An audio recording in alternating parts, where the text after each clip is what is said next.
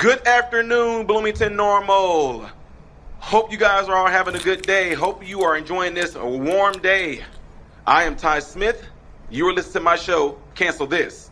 The phone number here is 309-451-9299, and you can also text the show at 309-807-1600. And I hope that everybody is out there enjoying your day in Bloomington Normal. If you can, get out there to the Bloomington Fair.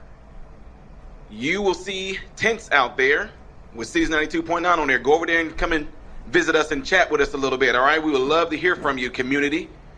All right, folks. So, again, like I said, hope you guys are having a good day. Hopefully you guys are all enjoying yourselves. Hopefully you're doing good mentally, physically, emotionally, and spiritually.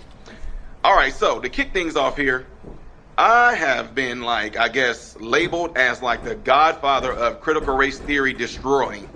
And I've been getting all kinds of calls, ladies and gentlemen, from all over the nation. I've been getting emails from all over the nation because people, it is still buzzing right now. Some parts of the world it hasn't even made it to. One of the places that I was so surprised that I was getting a call from was Samoa. Yeah, folks, Samoa. Also, South Americans calling in. This video is making it down there, and it's just completely blew a lot of their minds. So, with that being said, I want to try to start this off really slow because some folks, and I know I told you guys before, I don't engage on the internet with people that just try to throw shade, with people that just try to call you names. They want to just say, this dude doesn't know what he's talking about. He got up there, you can tell that he doesn't know what critical race theory he's talking about. He's just getting up there, splatting out this and that and that and this, yada yada peanut butter. Okay, if I did not know what I was talking about, then why are they trying to come at me so hard? Why are they trying to come at me so hard and try to discredit me and what I said about critical race theory and how it doesn't need to be taught? I stated how it is teaching children how to hate each other. That's pretty much the basis of it. It's going to be teaching us Americans how to be divided against each other based on a whole lot of things. So what I did, I just read what critical race theory was from several different versions of it, and that's what my conclusion came to. So, of course, I didn't get up there and read verbatim what certain artists or not. Let me slow down.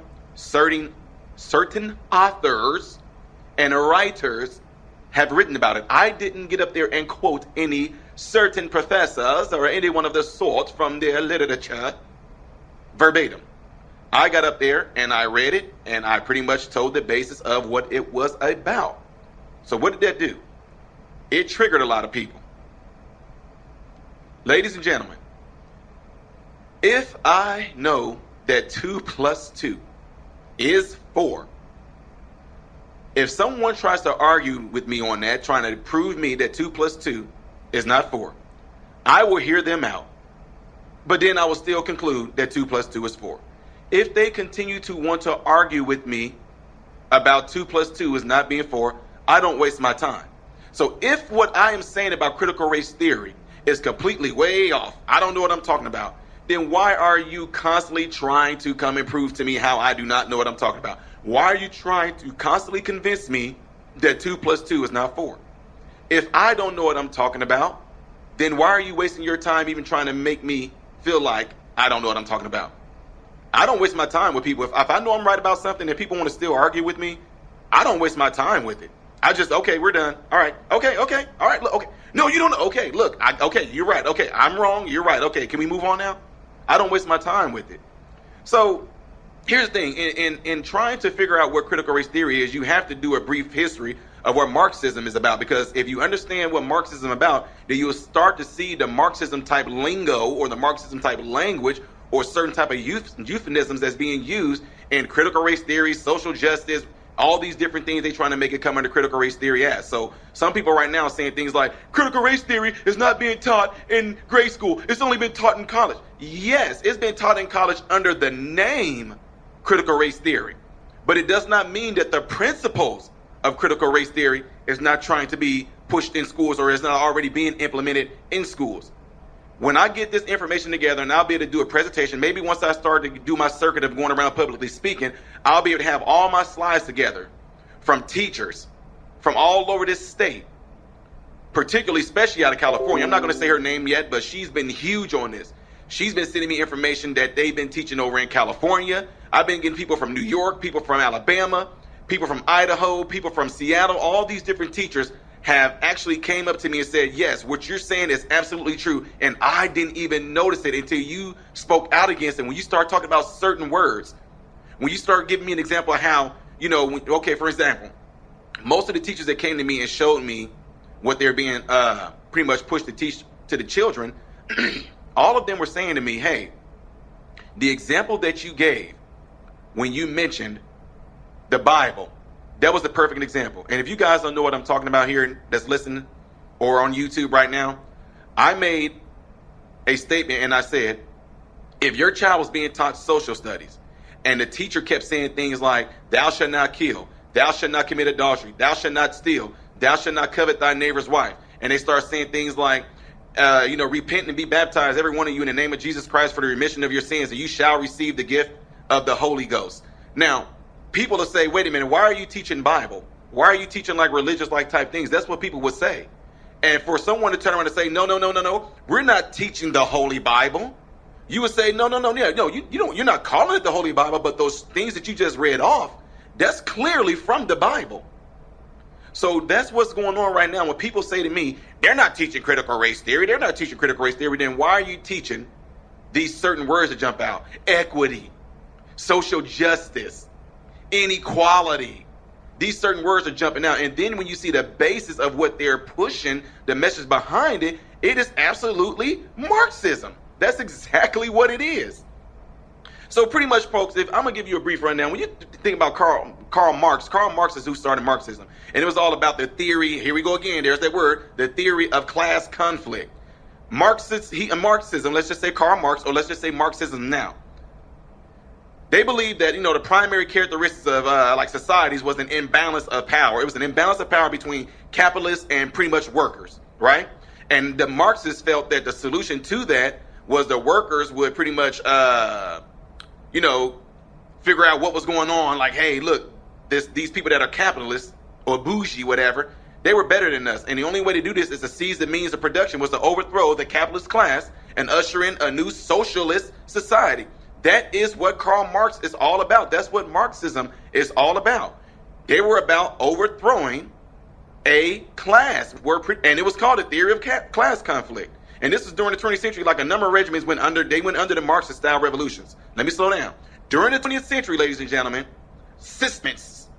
Marxist styles ended. Soviet Union, Cambodia, all collectively had over 100 million of Marxists or Marxism. A lot of thinking and social racial rest in the 1960s.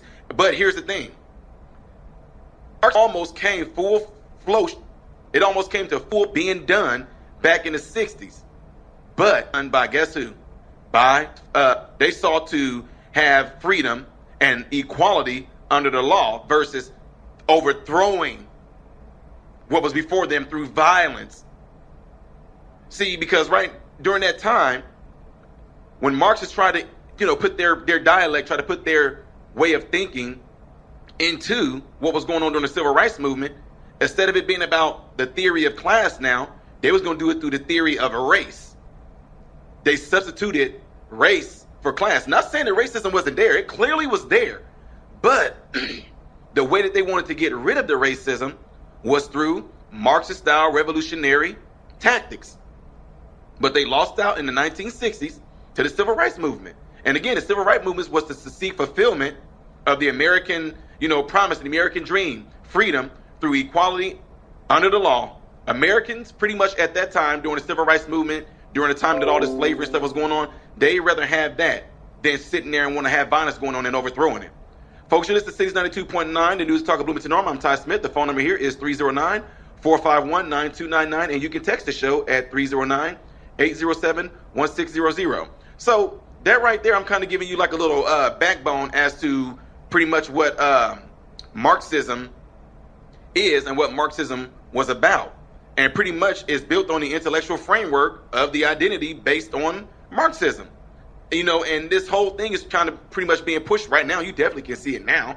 It's being pushed in the public institutions.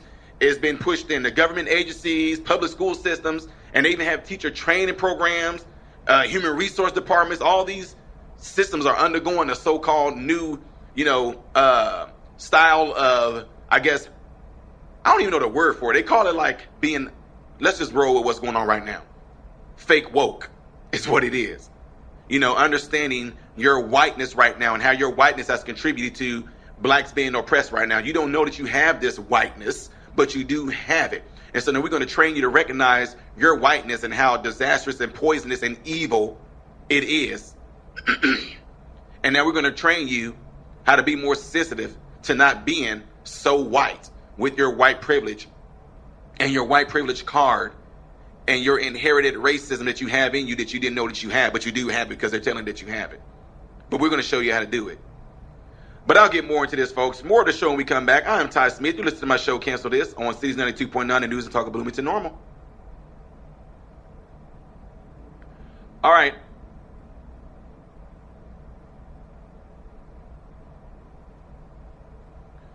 Good afternoon, Bloomington Normal. Hopefully you guys are all having a good day. I am Ty Smith. You're listening to my show, Cancel This. The phone number here is 309-451-9299, and you can text the show at 309-807-1600. And if you want to tune in live right now and see me here in the studio, you can go to your computer in the Google search engine and put in YouTube. And once you get on YouTube, go to the YouTube search engine and type in Modern Renaissance Man, and you can listen and see me live here in the studio. So before we took the break, I was explaining to you guys, since a lot of people, it's been this thing going around that I am like the godfather of destroying critical race theory, and have a lot of people who have actually been inspired by it, and now they're all jumping behind me, and this has been going on all over the world, ladies and gentlemen, not just the United States. It's all over the world. I've gotten content from people that show me videos from China, from Australia, from what they call it, Mongolia, from India, also from the Netherlands, and from New Zealand. I've gotten videos from different news networks that's showing me videos of what happened at the school board meeting. And a lot of people have stepped up and actually jumped on board and been speaking out a lot lately. So I'm glad about this whole thing. I'm glad about a lot of people, a lot of parents in particular, stepping up and defending their children and their children's mind, their children's future, their children whole overall being. So I'm glad that parents are absolutely 100% doing that. And when we took the break, we had someone that called in, and we're getting ready to address that call. Hello, you're on Cities 92.9. This is Ty. Hello, Brother Ty. I can hardly hear you. Can you hear me now? I can barely hear you. Say it again. Ty. Okay, go ahead. Can you hear me now? There we go. I hear you really good now. Okay, you know who this is. By voice, you sound like my friend George. You got that, brother. Last week, two things. Last week, you said who you thought your friends were. You found out weren't your friends. Yes, sir. Ty, I want you to think I am a friend of yours. I've met you once, talked to you 5 times now, but I am a friend. In fact, I'm a friend enough that if you need a bodyguard, I will get a concealed weapons license and go with you. And I work cheap for you. For you, I work cheap. Gas money and lunch. I'm serious, brother, because I don't want nothing happening to you. Now, there's another thing. Have you ever heard of a woman? She's a book author. Her name is Nell Irving Printer? No, sir. Don't sound familiar. Well, I bought 2 books, one for you, one for me. It's called The History of White People. Okay. And she talks about the only people who were white people were the Anglo-Saxons. Okay. Everybody else, Italians, Jews, Germans, everybody else was subhuman. The Irish were completely subhuman. And it wasn't until the 19th century that they became different. But this woman talks all about people like, they don't know what they're talking about when they talk about white privilege, because these people had no privilege. They were lucky to be even to live in the society where they were. Wow. And it's a book. I bought one for you and one for me, so I'm going to drop it off over there when it comes in. But you don't want to mail it? It's the thing. Go ahead. So you don't want to mail it? Aren't you driving from Chi-Town? No, I'm not that far from Bloomington. Oh, okay. Unless you want to give me a number off air or something, I can do it then. No, you're good. You're good. If you're not far from here, that'd be good. But I thought that you was I thought you was still like in Chi-Town. I was gonna say you don't have to drive that far. You can just mail it. And I'm only 35 miles. Oh, okay. Gotcha. Okay. And so anyway, it's I read about her on the internet, and I was reading her words and everything else, and she goes on and on about how white privilege is. People weren't even white, even though their skin is light. Right. They could be Asian. They're called tandies, T-A-N-D-Y. Okay, and all of this kind of stuff.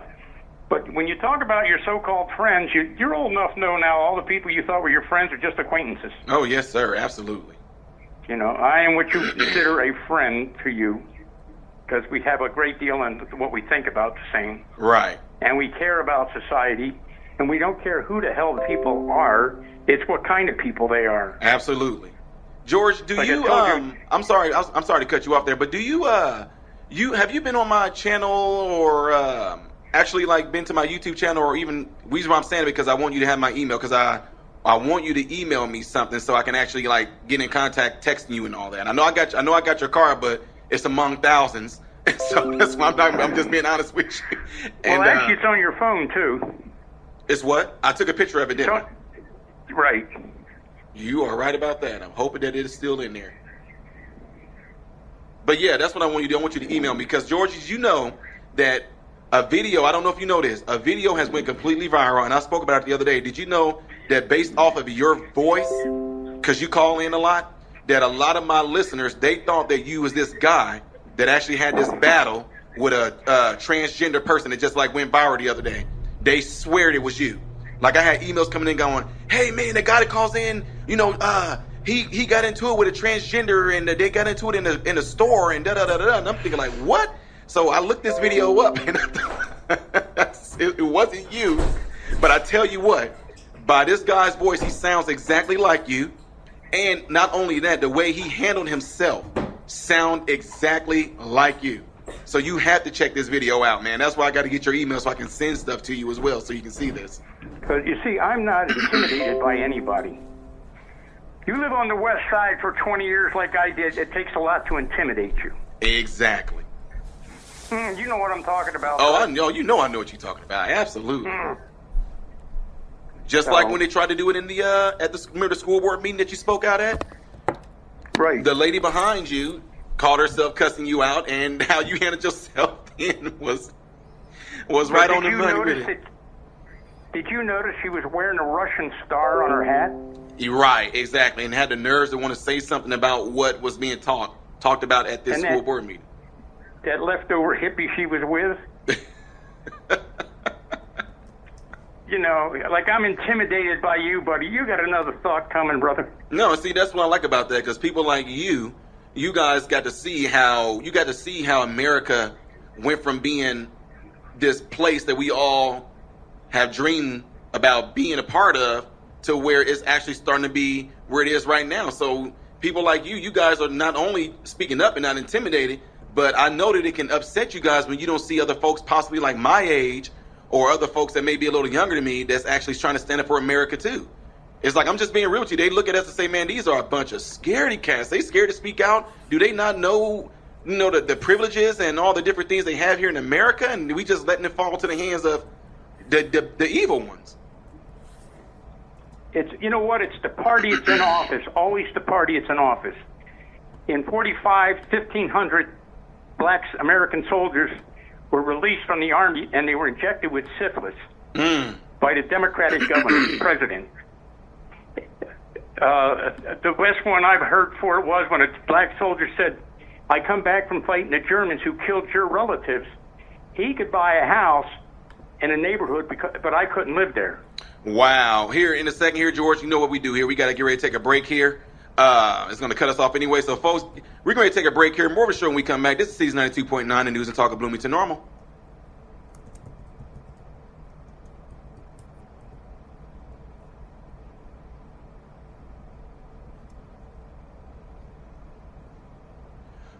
What is going on, Bloomington Normal? Good afternoon to you all. Hopefully you guys are all out enjoying yourself. Most of all, hopefully you're in here listening to me right now. I am Ty Smith, a.k.a. Modern Renaissance Man, and you're listening to my show, Cancel This. The phone number here is 309-451-9299, and you can also text the show at 309-807-1600. And before we took this break, the break before that, I was kind of talking about critical race theory and pretty much how a lot of things have led us to pretty much be divided upon how we look, definitely based on color a lot. And we have someone who's still on the line with us right now named George. He's a frequent caller, and he was explaining a book that he's going to be getting to me. And in this book, he was explaining how some folks don't even understand what white really is. So when it comes to having white privilege, it makes no sense based off this book he's going to give me, which I'm going to be definitely thrilled to read. But George, you still there, right? I'm still here. Okay, so George, I know you told me this personally, and I know you don't care about talking about this, but can you let the audience that's listening right now know what your age is?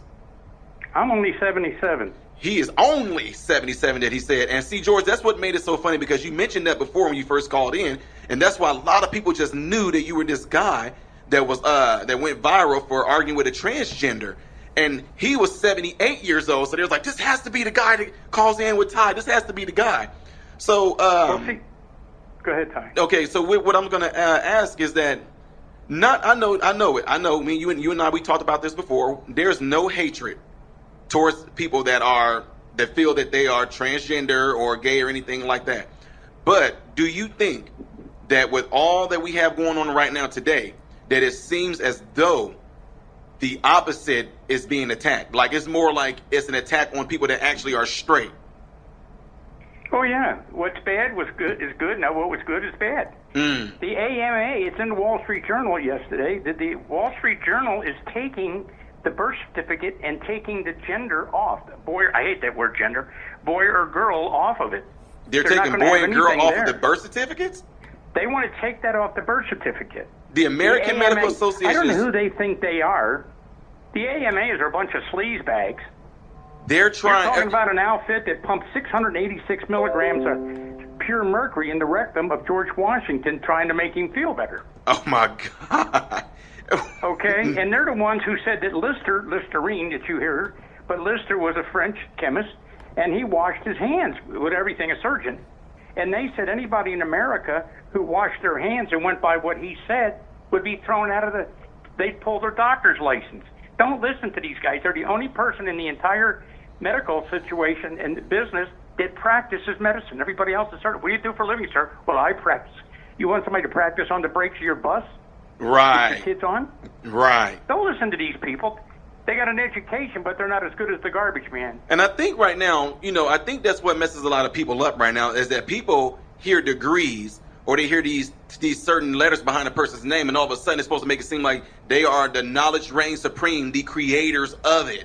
And I think in doing so, it makes it appear as if these people have all knowledge when it comes to that particular matter. So just like right now, when they're saying that there is more than one gender, it's like, are you kidding me? And for any of them to even buy into it, of course, I know a lot of them are being coerced, a lot of them are being paid, some of them are getting kickbacks, but there is just absolute nonsense to sit there and say that there is more than one gender between that of a male or a female. And we're not just talking about humans. Can you find it amongst the animals? You know what I mean? Like it's like all these animals know what to do when it comes to how they live, what their natural instincts have them do. Nobody had to teach them where the puzzles fit, but they end up figuring it out. But yet at the same time, here they are still doing what they do. But here we are having a question. Wait a minute, maybe we're not a male. Maybe we're not a female. Maybe I'm something else. Maybe I'm like 5,000 different pronouns. And if you get the wrong one by calling me the wrong one, then now you and I are getting ready to be in the fight. Well, I'll tell you what, for fun, I work with my son, and I pitch as many 50-pound bags. I will handle, it's 75 years and a half old last year before this COVID. I'm pitching up to 4,000 to 8,000 pounds of sand a day. There's not many 75-year-old women out there, 76-year-old women out there that can do that. So I know what I am. And this is what I do. I'm serious. 50-pound bags, and I'll handle up to 8,000 pounds of sand in a day. But I get my knowledge because I'm Greek, and I was born a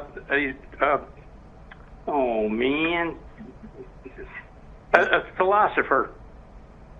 But I spent my whole life looking at what people do. I can't remember the day that I saw the difference in the color of people, probably 2 years old. I've lived in black to mixed neighborhoods my whole life. People have no idea, especially down in Bloomington and stuff. They never dealt with anybody in Chicago. They don't know what it's like. The hardest job in the world is a black woman with children because she's single in America. Yes, sir. And what she has to go through. And we're going to build homes for Obama's 680,000 Arabs coming in the back door from Mexico, but they're not doing anything for the women in Chicago, New York, Philadelphia. Isn't that amazing? Like this, I mean, to me, if people cannot clearly see that message right there, like what you just said, if people, ladies and gentlemen that are listening that didn't hear the call in, pretty much what he just got done saying is that, we're letting all these people in through the southern border and providing them with all these necessities that they need. But then yet he said the hardest job right now in America is a single parent with children, single black parent with children. And they're not trying to do anything to give them the real necessities that they need. But yet we're letting all these people into our country right now. So then to me, when you look at that, who is it that the government seems like they really, really do care about? You know what I mean? Who is it that they really seem like they're really trying to cater to? Because obviously it's definitely not the black community. And a lot of people don't see it the way. Just because I speak up for you, you know what I mean? Just because the blacks are down, the disparities, they coming in not as equal as white people. They have all these hardships, but we're going to continue to let the Mexican folks come across the southern border and all other races want to come to the southern border and cater to them way more than what we're doing in the black communities right now. So then you get to think My father came to this country in 1903. Mm-hmm. He was 11 years old. They were putting people back on the boat, and he didn't know why. Because they were sick. They check you for tuberculosis and all kinds of diseases. Right. This guy's not checking nobody. You get arrested in some states for not being 6 foot behind the guy in front of you. Right. Okay, but they're coming 6 inches behind each other. The Wall Street Journal says 28% of them have got the virus, but nobody's got a mask on, and they're not giving out masks. Right, but then right now, you pretty soon, we're not going to be able to go into a restaurant anymore or go into a gym anymore. And we can get arrested for going into a gym, but then people can come into a country illegally and not have anything happen to them. Well, see, the word illegally doesn't count. It's only illegal if people like me and you say something that upsets the people who are doing what they do. Okay? And they don't know, people don't know, you got to know your history.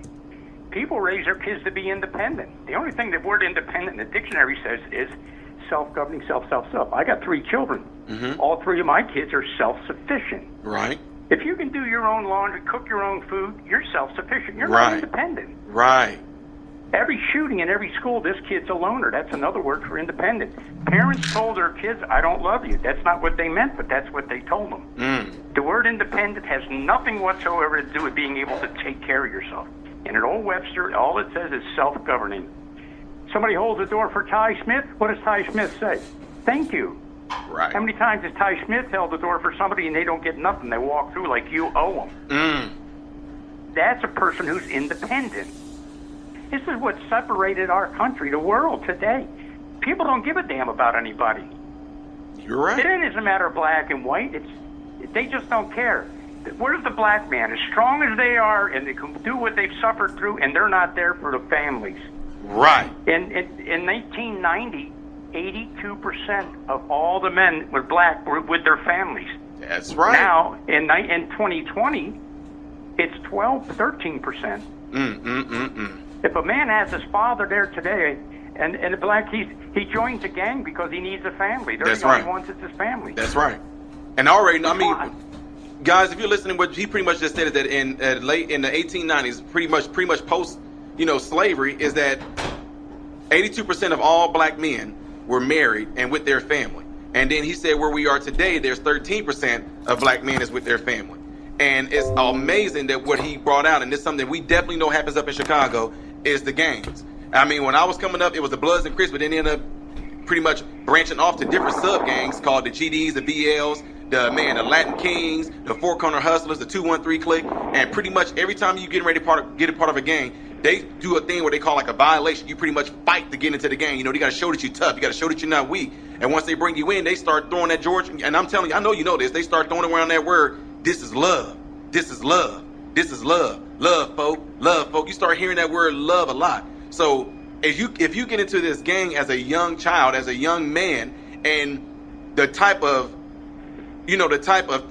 fighting you see going on, the type of attitudes you see going on, the type of being able to they want you to carry yourself within these gangs. When you do that, they show that they're proud of you by saying, and that right there, That's love. Look, that's respect. Look how he did what we said. Look how he's doing what we told him to do. Look how he's over there hustling on the corner. That's love right there. So then you end up getting a misconception of what real love is, but yet it does not matter because you're just looking for something to be a part of that's showing you any type of attention, whether they giving it to you negatively or giving it to you positive. You just want to be a part of something. And with these gangs, I'm just being real with folks, they were mainly men-led. And so those young men are seeking out some sort of male role in their life.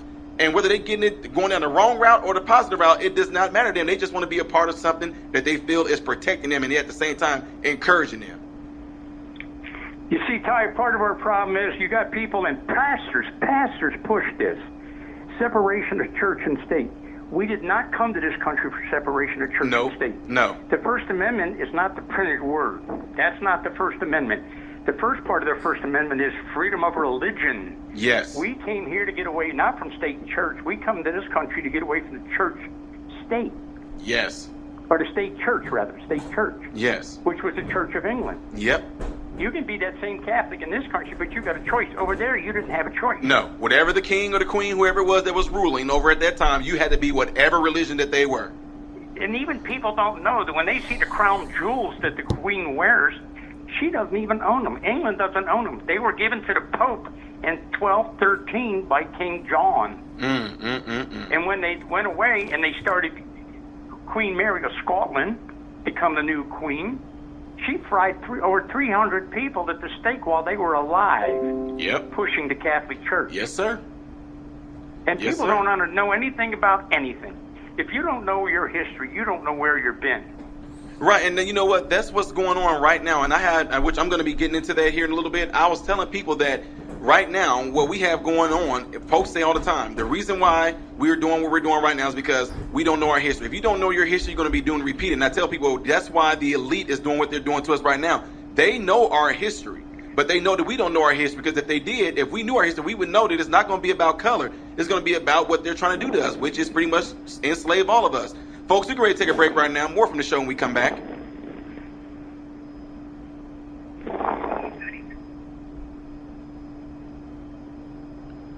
Good afternoon, Bloomington Normal. Hope you guys are all enjoying your day. And if you are in Bloomington Normal, hopefully you're definitely out going to the fair. If you have nothing to do and you are bored, if you are sitting there watching your child stare at their phone or on a video game, get their butts out and take them to the fair where they can at least be doing something physical. At least they can see real people in front of their faces. At least they can see real smiles if there are some out there that's definitely not wearing their mask. At least they can get on real rides instead of being on the fake virtual rides in their video games. Take them to the fair. Remember those? Remember those people? Remember those fairs, you know, where you see people, cotton candy, elephant ears, candy apples, funnel cakes? Remember that? All that good, fat, nasty, greasy food that I definitely love? Remember that? Take your kids to the fair if you're out there.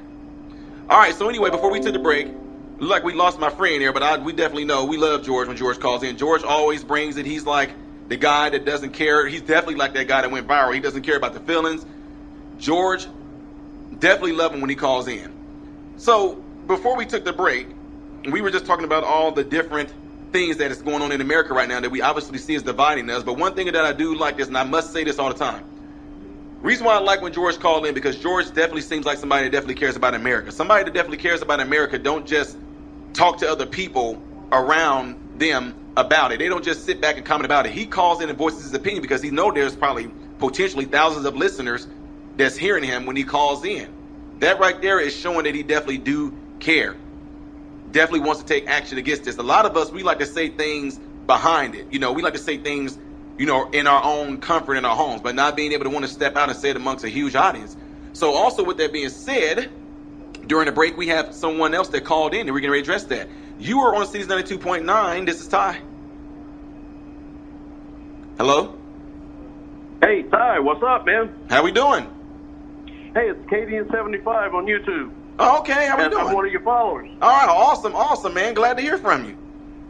Now, I just read something from Mr. Robert Benoit from Lake Arthur, Louisiana. Mm-hmm. And I'm from Jennings, Louisiana, born and raised. Okay. And one thing he said about taking God out of everything, that's one problem. Mm-hmm. Second problem is nobody cares enough anymore to do the right thing because it's so easy to do the wrong thing. Completely agree. Here's the thing, and I'm gonna say it like it is because I'm a vet and I stood up for this country. Mm-hmm. If you don't like America and you don't like doing the right thing, you're not stuck here. You're not in prison. You know where the exit is. Point your face either north, south, east, or west, and go. Yes, absolutely. It's just that easy. Absolutely. But if you're gonna be here, just follow the rules that everybody else has to follow. Grow up. Stop. You got to cut the apron string at some point. You got to stop having mommy and daddy hold your hand, pay your bills, and stop acting like a little kid because your mom and daddy didn't love you enough to teach you how to grow up. Just start acting normal again. Yes, That's absolutely. all there is to it. Absolutely. And you know what? I think what it is, man, is that the simplicity of it is hard to handle. I'm serious. And I kid you not when I say this. To be able to be successful, it is so simple, but they throw so many complexes onto it, man, that it confuses the living daylights out of people. So like right now, it's so simple. 2 + 2 is 4. But the minute you get into trying to throw all these different complexes on it and they're saying, oh, actually, because when you look at the number of points on the number 2, there's actually a point at the beginning, there's a point when you drop down, and then there is a point at the end. So therefore, I know it's the number 2, but it could be 3. And then those plus signs, if you count at the point, and you just kind of like, what the heck is going on right now? You know what I mean? It's like, that's what they do.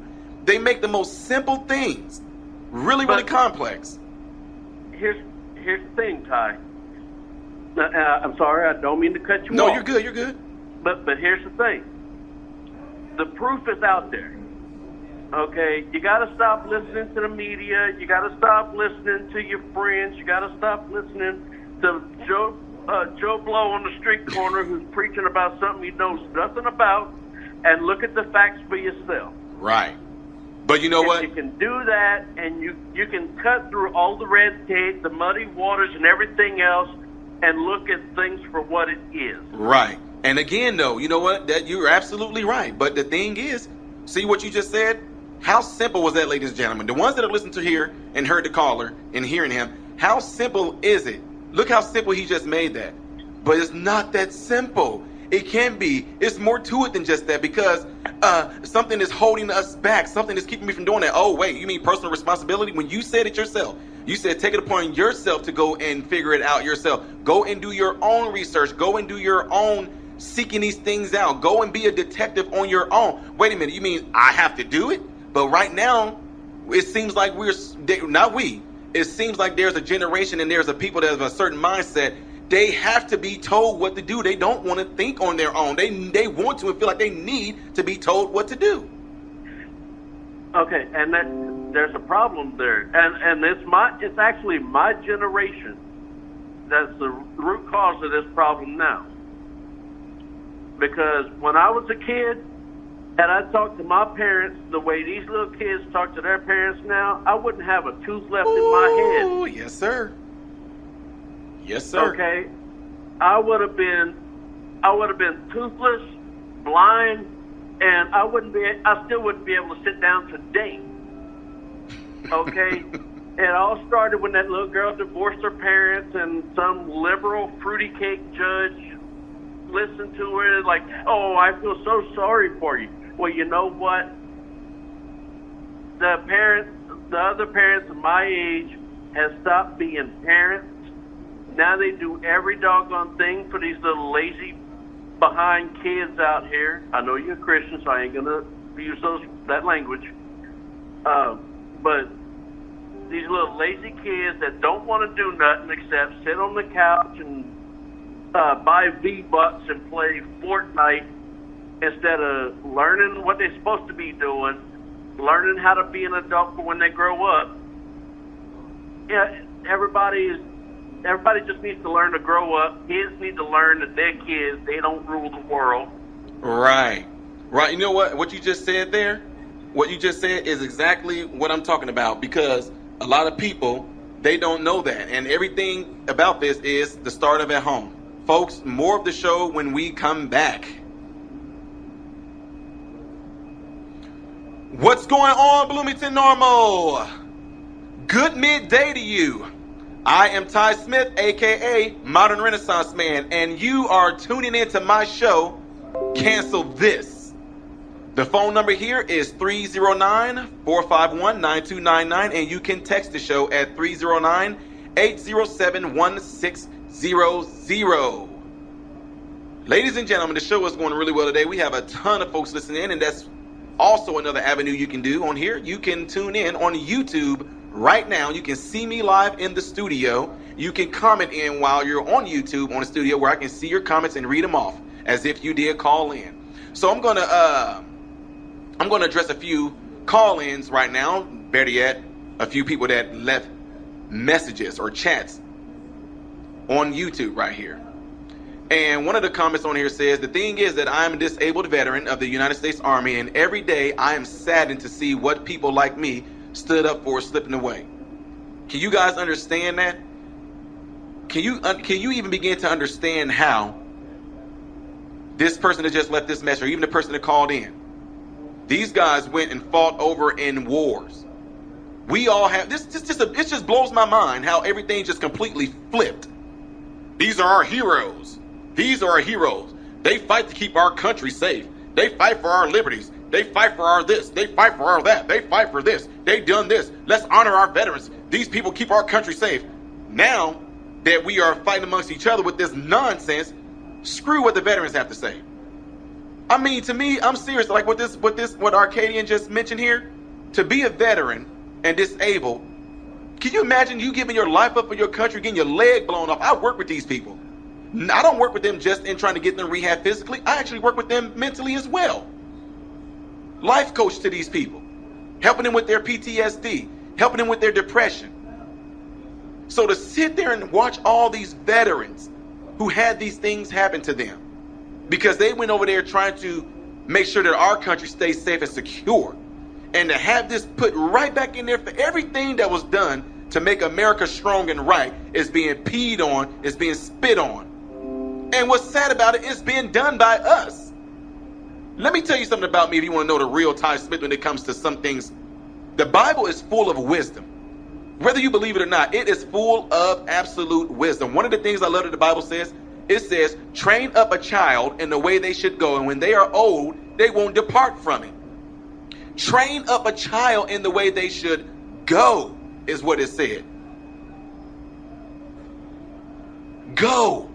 It didn't say train up a child in the way train up a child in the way they should stay. It said train up a child in the way that they should go, which means they are leaving, which means they are going out to be independent. They're going out to pretty much do their own thing. You are raising them to become independent adults. You are raising them to fend for themselves, to take care of themselves. And the ways that they're going to be able to learn to do that is through what they seen you do. They see what you do. That's one of the things I love about the Bible.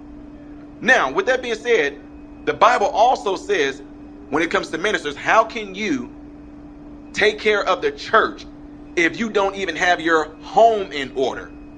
In other words, how are you going to, and it didn't say how many people there were part of this church, did it? It said, if you are going to take care of the church, you first must have your home in order. Now, that is really, really deep right there. Have your home in order if you're trying to take care of the church. Have your home in order first. With that being said, let me tell you something that went on in my home when my children were little.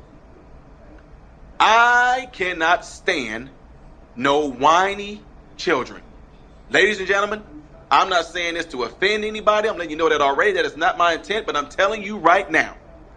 My wife, my sons will tell you.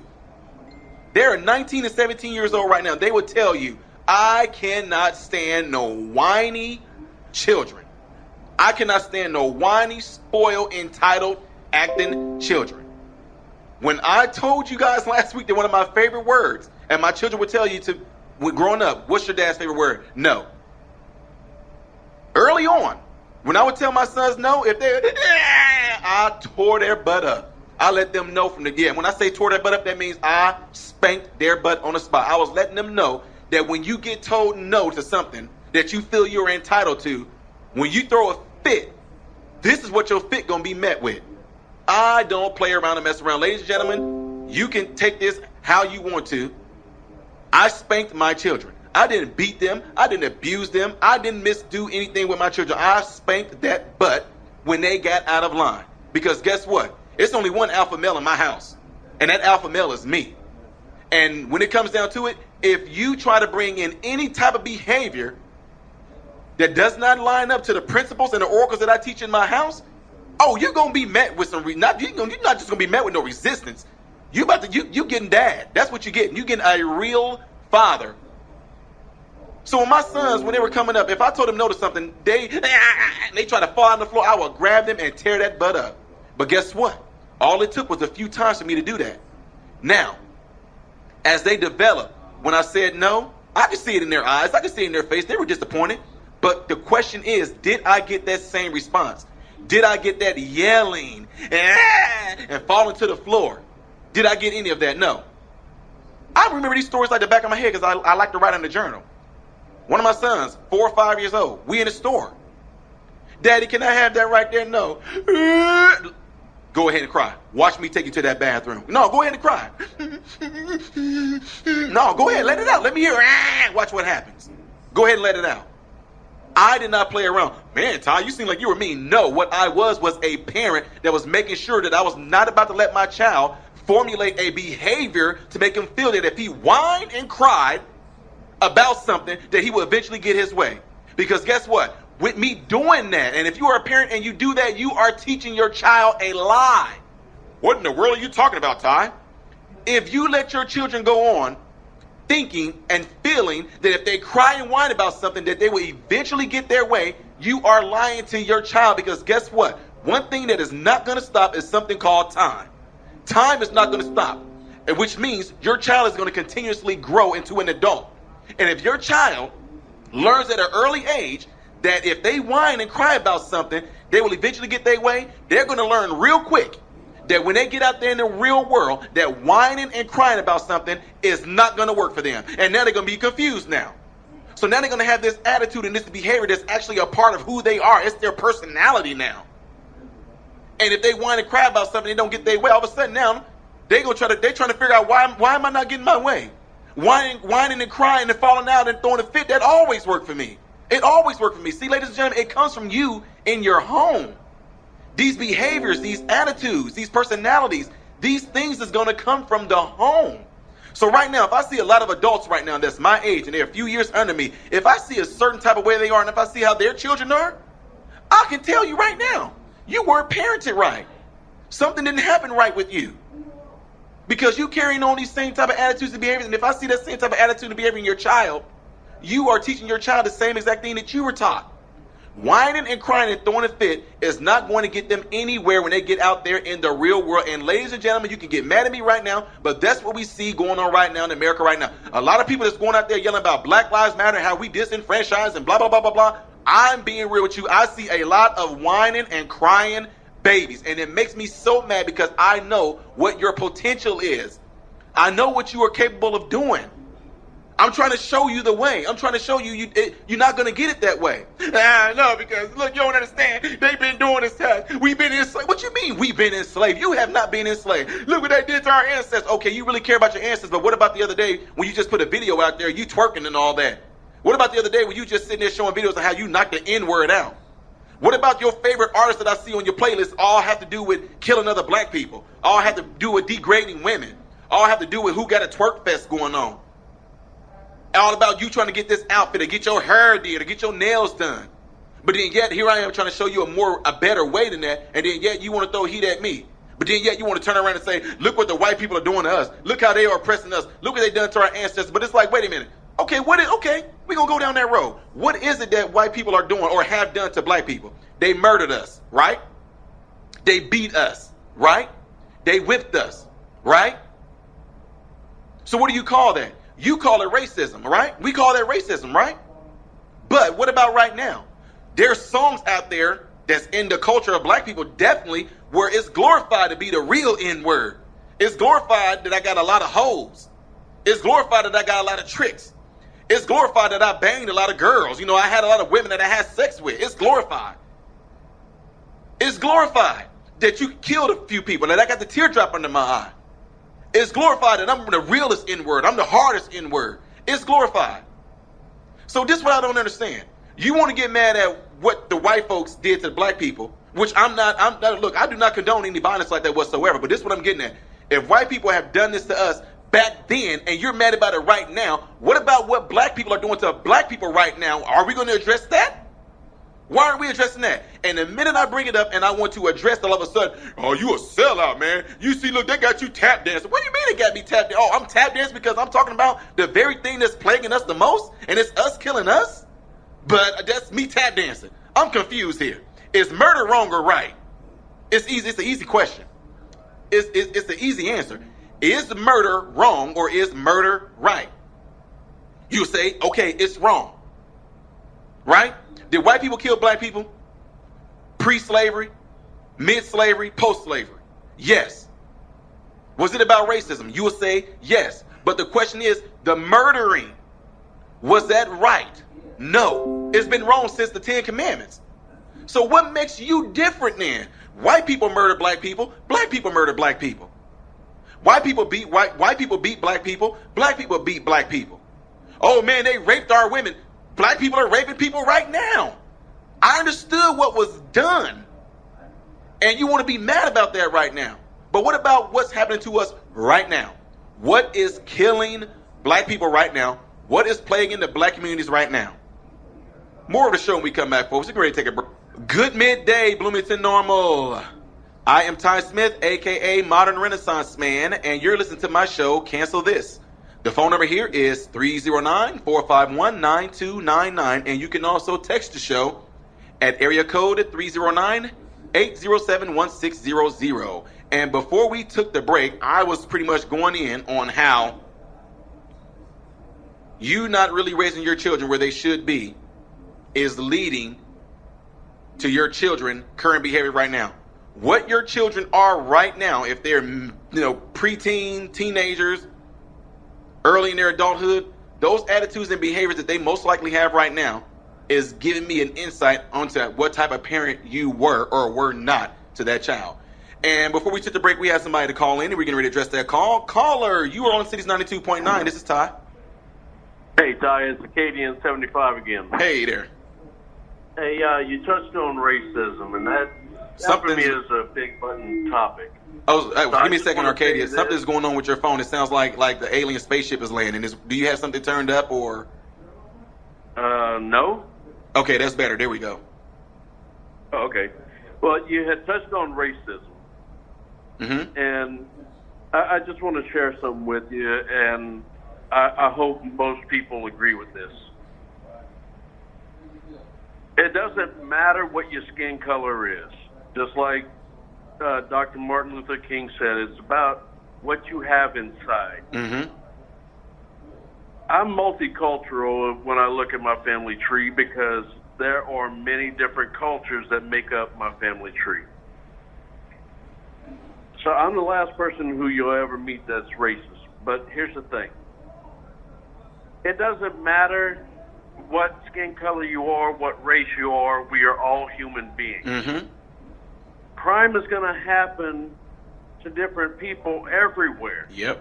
There's not one person on the planet that's going to go through life without never experiencing crime. Mm-hmm.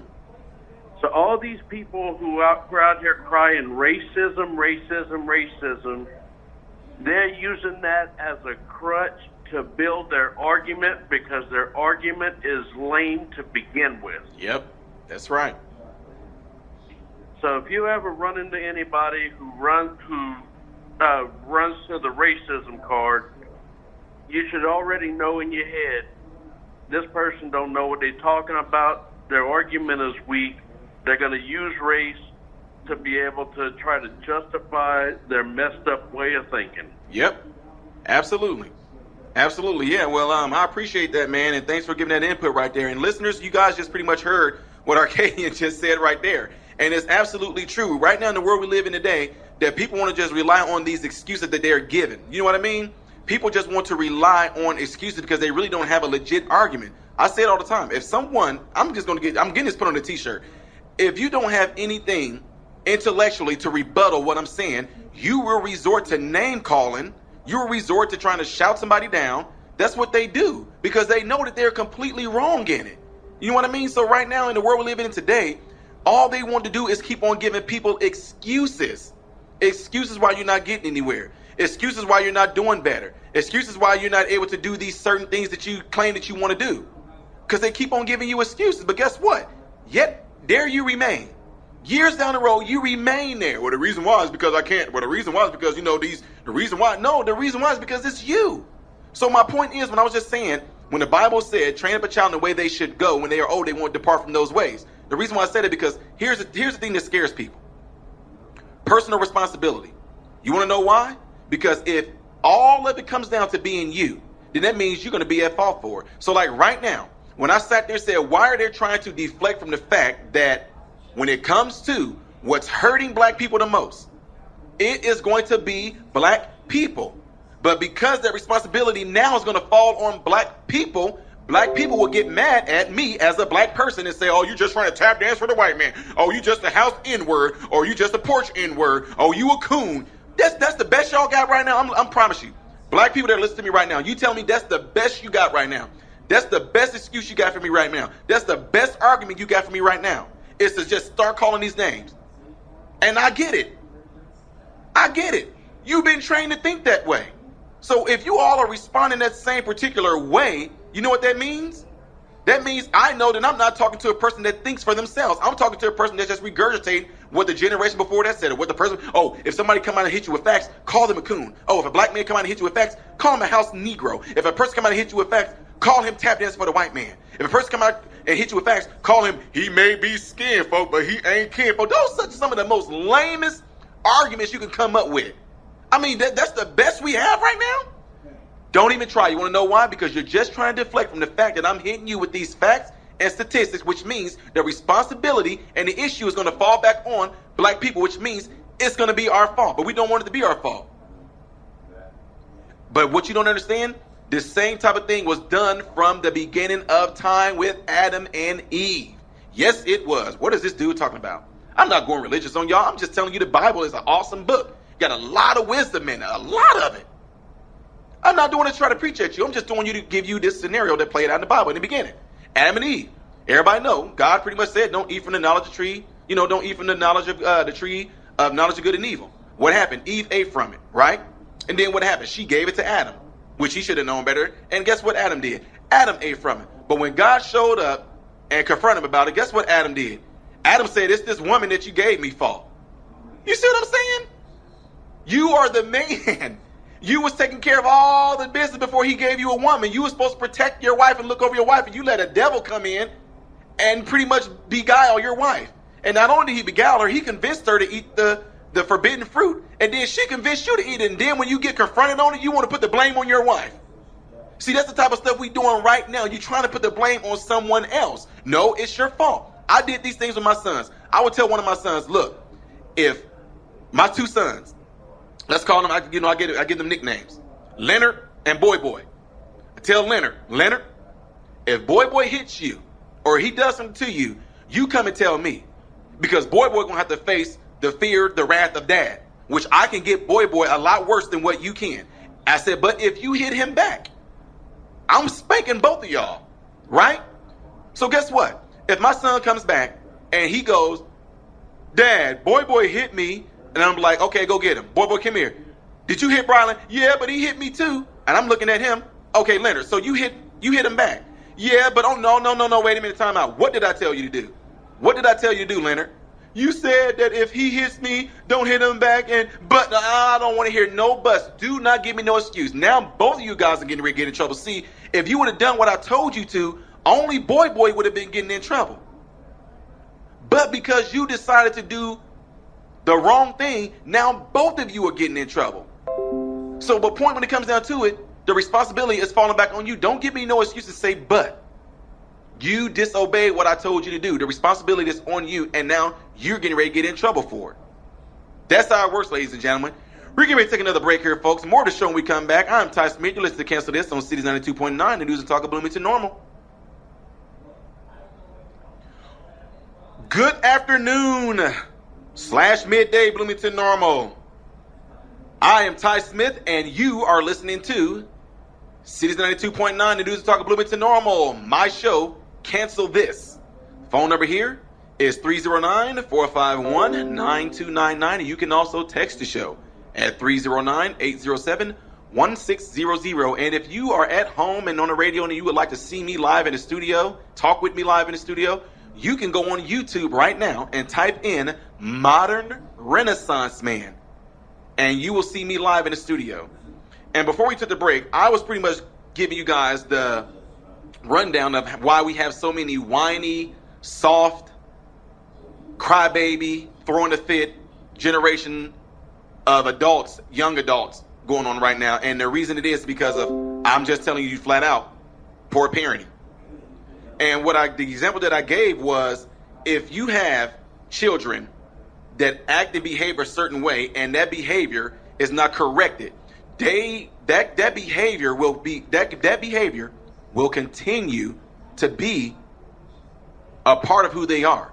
It will eventually become a habit. That habit will eventually become an attitude. That attitude will end up becoming a part of their personality. And as they grow into an adult, physically, they will actually rely on those type of behaviors that they were allowed to do as their way out in getting some shape, form, or fashion of discipline. If you never corrected your child as a young kid, and you always allowed them to whine and cry and throw fits and fall on the floor, kick their legs and scream, yell and snot and spit, and you did not correct their behavior, when they get older, that's how they're going to respond to any sort of authority, any sort of, not getting their way. That's how they are going to respond. So when I actually have these talks with a lot of these young teens, mid-teens, middle-aged adults, I'm talking my age, I'm 39, so 39 all the way down to preteens. When I have these talks and the way they respond, I already know this is how and why your child is acting the way that they're acting, because you did not shut down that type of behavior. So when I told you guys that I cannot stand whining and crying, it burns me up so bad. I'm talking to where when I hear it in the stores, I have to walk away. When I hear a child, I want it, and the mother or the father is, no, come honey, no, come on, no, come. They falling all on the ground and they just, oh no, my God. I'm looking at the parent like, get him or get her, correct it. Let them know that they cannot do that. Let them know you're not going to stand for it. Don't sit there and, honey, okay, have a juice right now. I wish I would. If my child is going to show out, I'm going to show out with you. I'm going to show you who runs this show. And it's definitely not you. You mean I got to wake up every day and go to work, spend these hours treating patients, dealing with this, dealing with that, dealing with employee morale, dealing with a possible thing that happened within one of these facilities I go to, dealing with somebody filing a case, dealing with a fall, dealing with this, dealing with people else, dealing with my patients' relatives. And then I come home and all of a sudden my child is running the house? Oh, please. Absolutely not. I knew from day one this was not going to be a thing that was going to be in my house. I love both my sons to death, and if you ever met my children, you will see some very, very well-behaved adults. My sons are 19 and 17 right now. Coming up in school, none of my son's teacher ever had to say, we need to work on your son's behavior. Never. In Sunday school, at church, none of the teachers ever had to say, hey, we have this problem with one of your sons, his behavior. I never got that with my sons, their behavior. You want to know why? Because at home, I made sure that those behaviors was going to be in check. So, dear, here's the thing. If you let your child to continue go on having this certain type of behavior, being a whiny, crying, feel like they can get in their way, this sense of entitlement, that thing will continue on to be a part of who they are when they get older. Now, just imagine what happened if you broke them from doing that. Imagine if you broke them from doing this whiny, crying, feeling like they can get their way all the time. Imagine if you made your child work for it. I had my sons with the mentality that whatever they was going to get, they would have to work for it. It used to sometimes drive my wife crazy. My son would say, Dad, can I play the video game? I'll say, yeah. If you go upstairs 10 times and show me you can go up and down the stairs 10 times, and I'll let you play. My wife, why are you doing it to them? That is so wrong. I'm like, no, I'm teaching them something. In order for you to get something, you're going to have to do something to get it. It's not just going to be handed to you. And even when it came to when they were younger, ladies and gentlemen. Dad, can I have some candy? Yes, but I tell you what, between you and boy, whoever go up the stairs the most, they get the most candy. So my sons, because I would wear them out, my sons would run up and down the stairs, and I would count how many times they did it. When one of them got worn out, he sat down. I said, okay, you went up and down the stairs 9 times. Now, boy, are you going to beat him? Then my son, youngest one, boy, he would go up the stairs. How many times is that, Daddy? I said, you went up 10 times. How many times did Leonard do it? He did it 10 times. Okay, so he'd go up the stairs one more time to beat out Leonard so he can get the most candy. Now, guess what? If I gave them candy, one of my sons, I gave him 4 Skittles, and I gave the other one 5 Skittles. My wife, it would just burn her. They did all that work, and all you gave him was 4 Skittles, and you gave the other one 5? Well, guess what? My sons didn't care. All they knew in their head is that they got rewarded for putting in all that work. Now, in the child's mind, they did not care. They just wanted the award. Now, even though I gave my other son, oh man, if he beat the other one, you should have gave him more. No, I'm teaching him a lesson. More work than his brother. It's the same type of principle that I'm showing them is going to apply in life as they get older. If you want more, you're going to have to do more. If you want anything, you're going to have to work for it. I did not buy my sons a cell phone. Guess who bought my sons cell phones? They did. Guess how they did it? By getting a job. I took care of my sons as a father up to a certain extent. When they got to a point to where they was actually able to get things that I no longer needed to provide, if they wanted some certain shoes, hey, your job, you got son, it's going to pay for those shoes. Now, even when we go to eat anywhere, I'm not paying for no meals no more. They're paying for their own meals. That's what being a responsible person is all about. That's what's teaching your children at an early age is about. That's what's teaching your children when the Bible says, train up a child in the way they should go. And when they are older, they won't depart from those ways. I'm not going to give my children, and I didn't give my sons everything they wanted. But what I did do is what Jesus did with me, what the Holy Spirit did with me, what Jesus promised he would do to us. He said, I will supply your every need. I supplied my sons' needs. I didn't supply their wants. But what we have right now, ladies and gentlemen, today is a generation of a bunch of wants. We want, we deserve, we want. Well, how are you going to get it? You should just give it up to us because we're crying about it, because we're whining about it. Like right now, it's about to bust a lot of y'all up right now. Reparations. What did any black person that's living today do or deserve to get reparations? Oh, it's about to make a lot of folks mad. Okay, let me go ahead and call out. Okay, I'm an Uncle Tom. I'm a Porsche Negro. I'm a house Negro. I'm tap dancing for the white man. I'm a coon. I'm not skin folk. I'm skin folk, but I'm not kin folk. Now that we got that all out the way, now I helped y'all out there. So now you don't have to even throw that out there to me. But again, what did any black person living today do to deserve any type of reparations? And if you want to go further, I always go to the beginning. Who do you deserve reparations from? We deserve reparations from the white people. Because of what? Because of how they enslaved us. Okay, well, let's go beyond that. Where did the white people get you from? They took us from Africa. Just pump your brakes there. Who did they take from Africa? What do you mean they took you? Well, they came over to the continent and they did not. You were sold to white people. You were sold to Portugal people. You were sold to other black people. You were sold by people that look just like you. So now you got to go and figure out what tribe sold you. Do a DNA test to see where your blood comes from. Do a DNA test to see what part of Africa your DNA stems from. And wherever part of Africa your DNA stems from, I want you to fly over to Africa and try to find out what tribe sold your ancestors into slavery. And whatever tribe did that, go get your reparations from that tribe.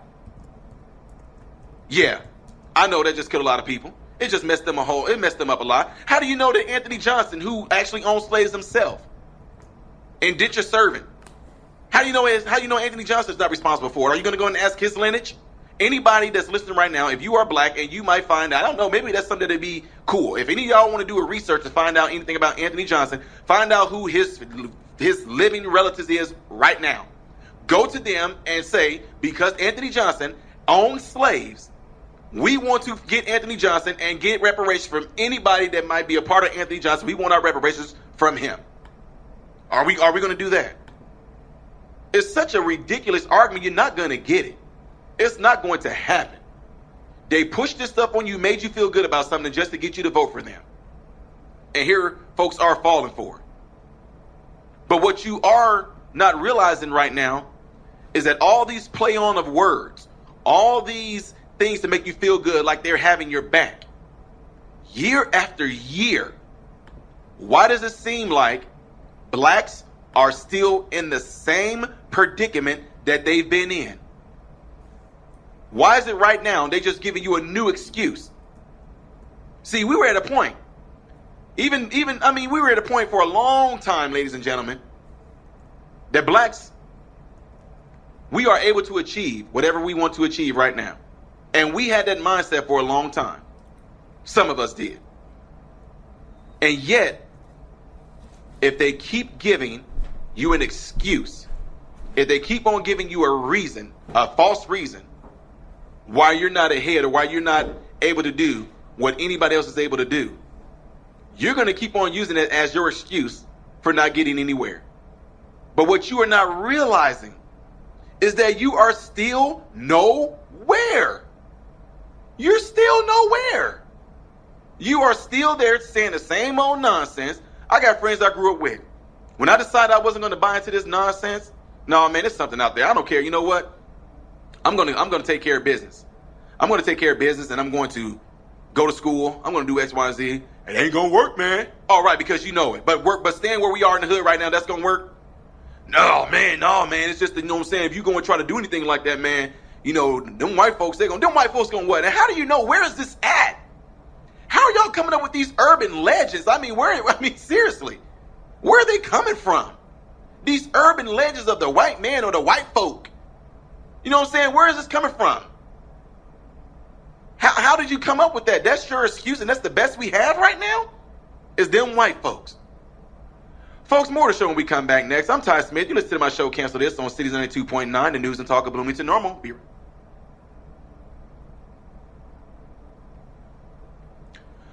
Good midday, Bloomington Normal. Hope you guys are all enjoying your day. I am Ty Smith, and you're listening to my show, Cancel This. The phone number here is 309-451-9299, and you can text the show at 309-807-1600. If you'd like to chime in and see me live in the studio and chat with me live in the studio, you can go on YouTube right now and type in Modern Renaissance Man, and you can see me live in the studio and talking with you live in the studio or being able to read your comments live in the studio. And before we took the break, I was pretty much hitting on a lot of things that's actually plaguing the society right now that a lot of people are definitely not waking up to. And here's the thing. When I gave the example and was letting you guys know how the reason why I did not let my sons formulate a certain type of behavior in my house, because I knew futuristically those behaviors would be carried out into the world. I knew that if I let my sons continue to whine and cry, be babies, get their way, I knew that one day my sons would grow up in a world that they thought owes them something. I knew that my sons would end up growing up in a world where they felt that if they didn't get their way, all they would have to do is cry about it. All they would have to do is whine about it. And I already foresaw that if my sons went into that world, that the world did not care how much my sons whined and cried, how much they begged, they would not get their way. Ladies and gentlemen, listen to what I'm saying right now.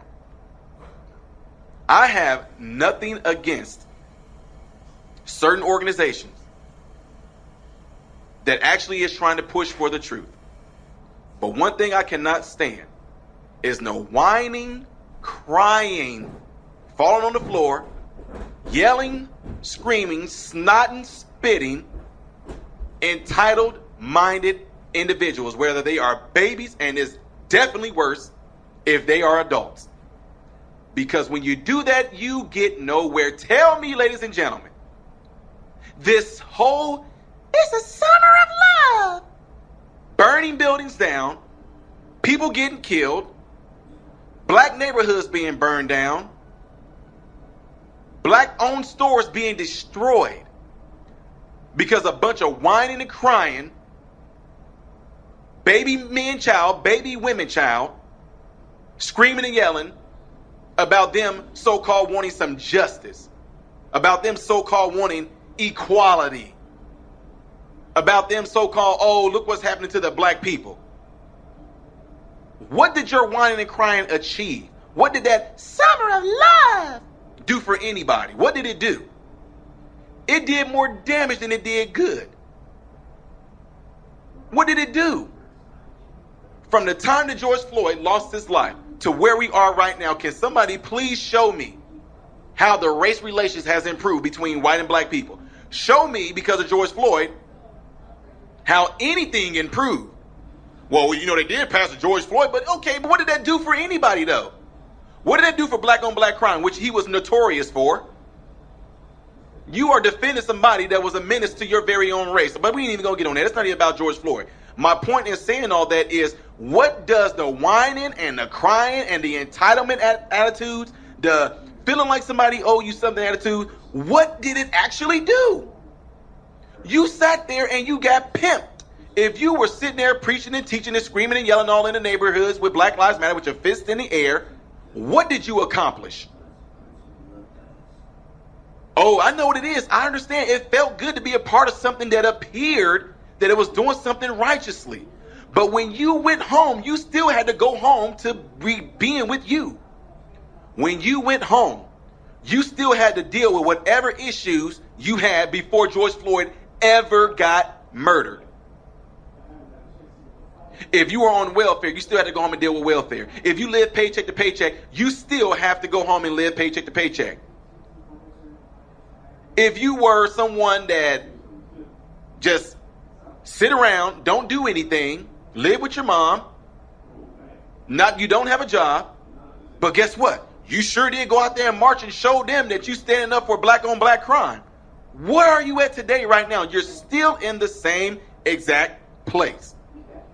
So ladies and gentlemen that are listening, whether you are conservative, then Democratic, Republican, Libertarian, I don't care what you are. But this is a legit question to everybody that is listening right now. What did it accomplish? What did it do? And whatever it did do, can you show me today? Because to me, it made everything worse. Nothing seemed to have gotten better from that. Things seem to have gotten worse. Trying to tear the police down, wanting to defund the police, the dumbest thing in the world. Here you are, got people, look what the police are doing to you. Look how they're treating the black people. Look what they're doing. Let's defund them. All these black people ignorantly jumping on board. Yeah, let's defund them. Let's defund them. Now, I'm not saying the police don't need reform. I'm not saying that. But let's defund them. Let's defund them. Well, guess what? They took the police out, and look what happened, black folks. We are the ones that's still getting even more wrath right now. And that wrath that we're getting is coming from us. Police are coming there to protect and serve. No, they're not, because yes, they are. I don't care what mainstream media is showing you. Go on YouTube and look up police officers saving black people every single day. They're not going to show you those videos because it doesn't fit the narrative. What fit the narrative is bad police officers hurting black people, killing black people, doing things to black people. But now you defund the police. They defund the police. The police say, I'm not going to sit there and work for these wages and do all this stuff and put my life on the line for this. They're stepping away. So guess what? Now we got Gotham City going on right now. We have, if you don't know what Gotham City is, just watch anything related to Batman. Batman got to step up because the police are overran right now. The police can't take care of things. I've seen things where police say we can't even go and answer these calls because I only got this many people out patrolling right now. So they're trying to take care of this call right now and they got this going on there. We're just overwhelmed right now. And you steady going out there hollering, defund the police. But again, without actually taking responsibility to what's actually hurting us and killing us the most. It's going to keep on happening, black folks. We're at what, 12, 13%? We're going to be lower than that. We're going to be lower than that. You want to know why? Because we're not having babies anymore. They're pretty much encouraging us to kill our own babies.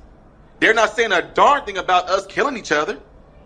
So they're going to keep on letting it happen. So who's the real person that's looking out for black people right now? Who's really looking out for black people right now? We're steady being killed by each other. Nothing's been done about that. We're still killing our babies every day, encouraged to abort them. And now you want to take away the police so more of us can continue to kill more of us? So more criminals and all that can be released back into those same neighborhoods, they are letting us kill each other. So who is it that's actually the bad person behind all this? Who is the real evil one that's behind all this? I can tell you who it is. It's the person that you are voting for, that you are actually agreeing with and saying, yeah, defund them. Yeah, okay, I'm going to vote for this person because they want to defund the police, the one who's brutalizing us. We're going to vote for this person right here. And that person said, guess what? I'm letting the gates of hell open up. I'm taking away the police and I'm letting them criminals go back. Yeah, that's right. Those sentences was too long. I'm letting that criminal out early so we can go back and continue to kill and terrorize your neighborhoods. Folks, we are out of here, guys. I hope you guys all have a blessed weekend. I'm Ty Smith. We are out.